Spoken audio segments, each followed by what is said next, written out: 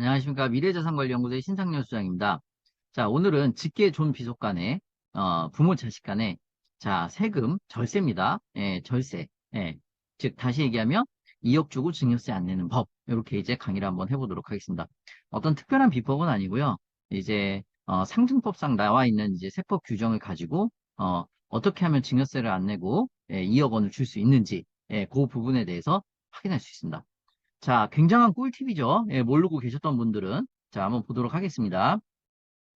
일단 기본적으로 상속세율에 대한 이해를 좀 돕기 위해서 표를 하나 실어놨습니다. 그래서 상속세율은 현재는 1억 원 이하는 이제 10%, 그리고 5억 원 이하는 20%, 10억 원 이하는 30% 이렇게 됩니다. 그럼 우리가 보통 이제 성인 자녀는 이제 5천만 원이잖아요. 이제 증여도 같아요. 이렇게 증여 상속. 예. 그러면은 예를 들어서 이제 1억 5천을 준다. 계산을 한번 해보세요.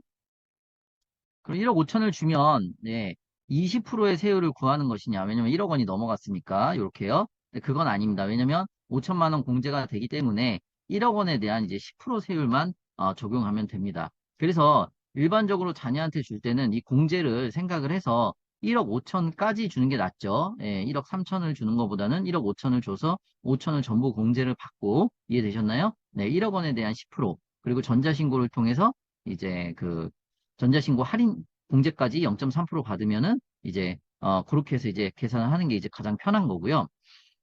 근데 이제 부부간 증여 공제는 이제 6억, 미성년자는 2천만 원. 그래서 요 부분이 다 뭐가 되는 거냐면 이제 증여 공제액이 되는 겁니다. 그래서 보시다시피 이제 요 부분이 이제 증여 공제가 되는 거죠. 증여 공제가 되는 겁니다.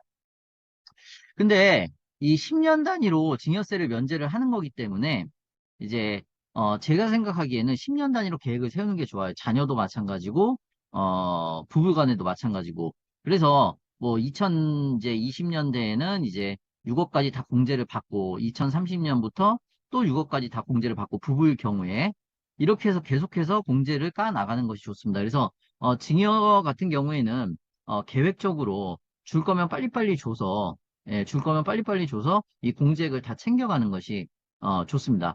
물론 상속은 그렇지 못하죠. 왜냐면 언제 죽을지 모르니까. 그래도 결론을 좀 말씀드리면 안 주면 모를까 줄 거면 계획을 세워서 계획을 세워서 이제 빨리 주자.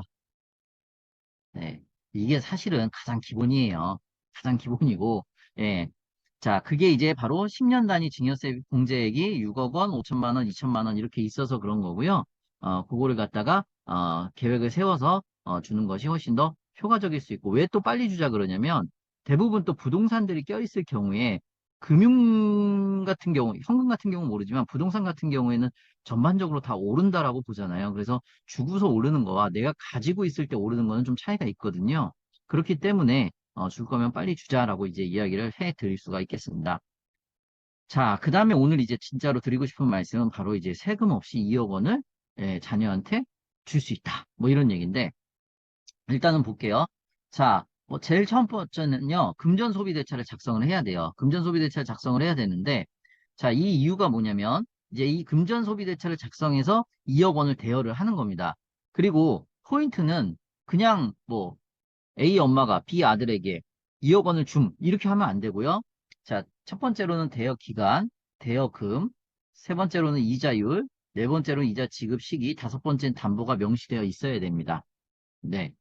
그래야 나중에 세무조사 시에 이 금전소비대차 작성에 대해서 문제가 안 된다. 이런 얘기죠.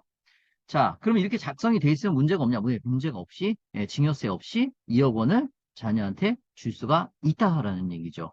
근데 이런 것들을 준비해 두지 않으면, 증여세를 물게 될 수 있습니다.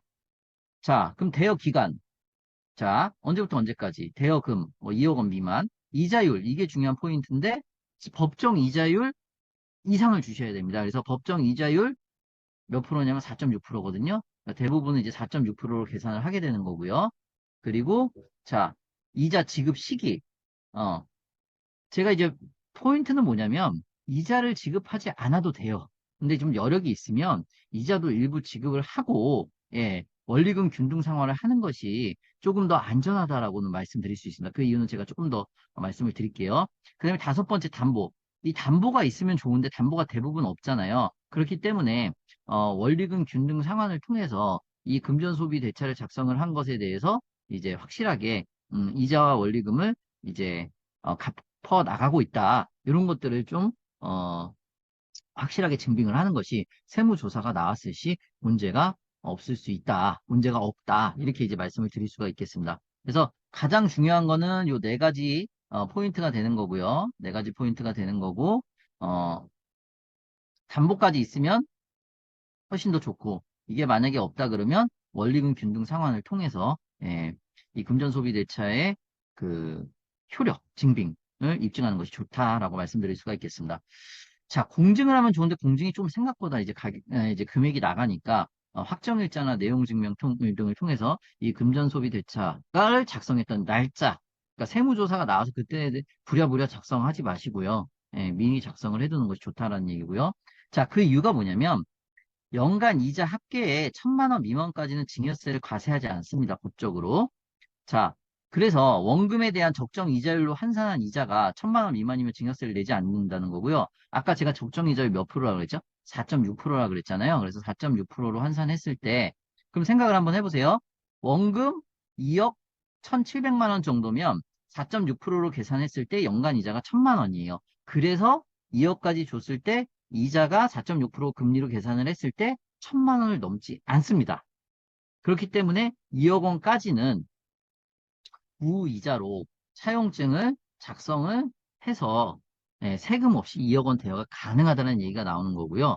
혹시나 또 케이스 바이 케이스대로 부인당하거나 또 스트레스 받을 수가 있으니까 제가 말씀드렸다시피 원리금 균등 상환을 해서 이것에 대해서 좀 증빙을 하고 그리고 이제 또 확정일자나 내용증명 등을 통해서 실제로 금전 소비대차가 언제 작성이 되었다는 것을 정확하게 기록해두고 정확하게 서류를 제출하는 것이 좋다라고 이제 말씀을 드릴 수가 있겠습니다. 그래서 이자는 최소 1년 단위로 지급하고 요거는 이제 팁입니다. 팁.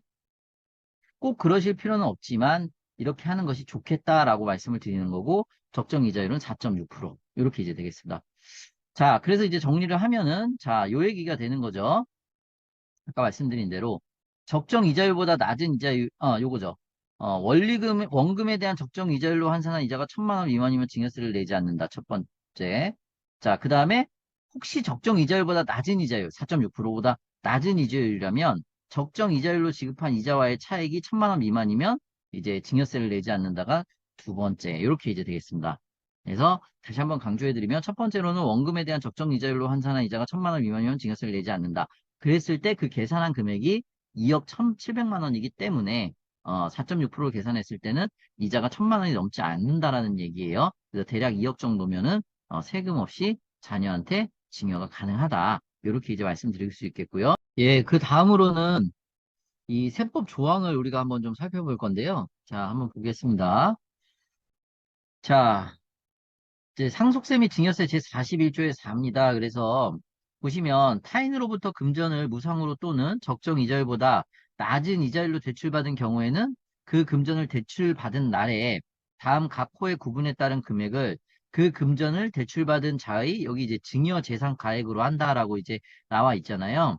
그래서 보시면 무상으로 대출을 받아도 이제 적정 이자율인 이제 4.6%, 아까 말씀드렸죠. 4.6%를 곱하여 계산한 금액을 이제 증여재산 가액으로 하는 것이고, 그죠?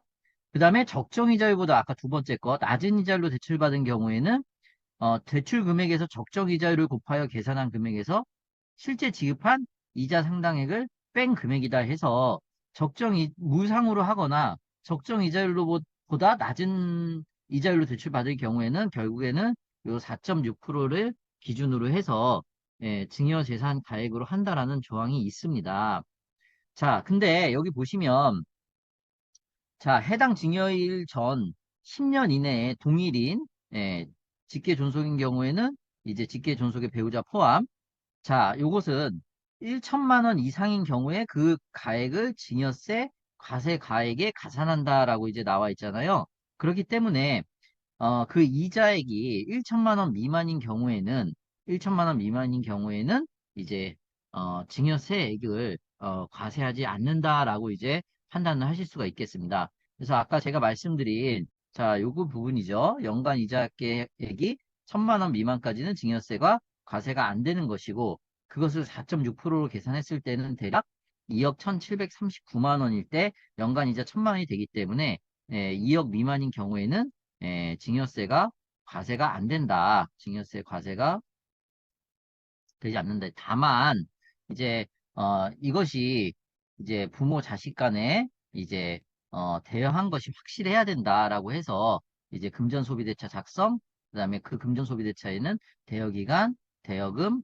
이자율, 이자 지급 시기, 담보가 있으면 좋고 없으면 어쩔 수 없지만 그래서 확정일자나 내용증명 등을 확실하게 증빙을 해놓는 것이 나중에 이제 세무조사가 오더라도 피해갈 수 있겠다. 이렇게 이제 말씀을 드린 것입니다. 자, 그래서 결론적으로는 자녀한테 1억에서 2억을 줄 때 지금 기본적인 이제 증여 공제를 통해서 기본적인 증여 공제를 통해서 할 수가 있는 것이고, 요거죠. 요거 5천만 원. 그리고 아니면은 이렇게 이제 금전 소비대차를 작성을 해서 이렇게 대여할 수가 있는 것입니다. 자, 오늘은 자녀한테 예, 징역 1억에서 2억을 할 때 절세하는 비법에 대해서 강의를 좀 해드렸습니다. 며칠 있으면 명절이고요. 네, 좋은 한가위 또 행복한 한가위 맞이하시고 다음에 더 좋은 강의로 찾아뵙도록 하겠습니다. 감사합니다.